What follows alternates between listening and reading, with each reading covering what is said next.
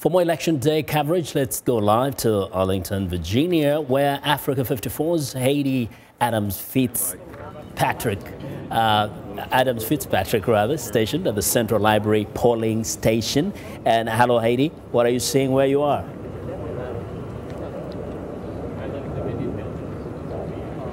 Hello, Vincent. As you can see, there are no long lines here behind me. You know, it is a weekday. It is a work day for many. And of course, it's near lunchtime. So people are just very easily walking in and out. You're breezing in and out. We expect a little bit of longer lines later on in the day. But, you know, both sides of this election will be very interested to see who turns out the most votes. Voter turnout is going to be especially important during this election. Another interesting detail about U.S. elections is early voting. And so many Americans are able to go to these polling stations well before Election Day. They're also able to cast their ballots via mail. And this election cycle in particular has seen record voter turnout. We can now hear reports that more than 40 million Americans have already cast their votes before Election Day. And so voter turnout is going to be key. Both sides are looking at whether their individual strategies have worked. It is going to be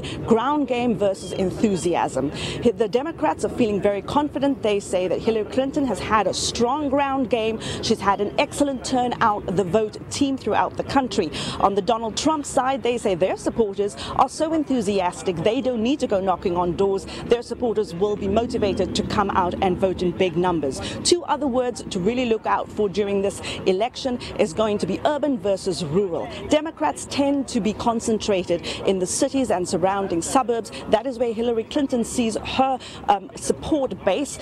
This is also where you will find more immigrants, more African Americans, and more voters with a college degree. On the Donald Trump side, Republicans during this cycle seem to have their supporters in rural areas and smaller towns. And so that is where Donald Trump sees his base of support. And I'm standing here in the battleground state of Virginia, in the suburbs right outside of Washington, D.C. It is in these neighborhoods that Hillary Clinton is hoping Democrats will outvote the Republicans here and throughout the state.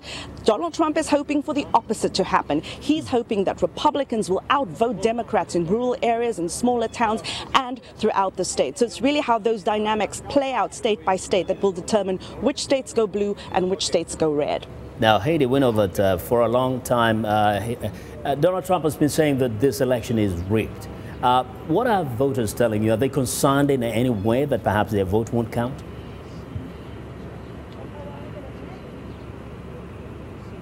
Well, there have been very real concerns about voter suppression and voter intimidation. We've also seen the hacking of the Clinton emails and the entire WikiLeaks saga. But in general, the American voting system is quite resilient, and it works very differently than it does perhaps in other places, perhaps like in African countries where votes are counted in a very centralized place. Things here in this country are very decentralized. So votes are tabulated first at the voting location, then at the county level, and then at the state level.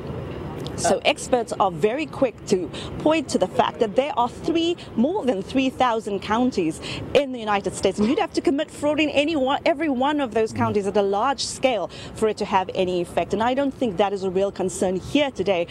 Things seem to be pretty quiet on the surface, at least. Hayde, as always, thank you very much. Great reporting there.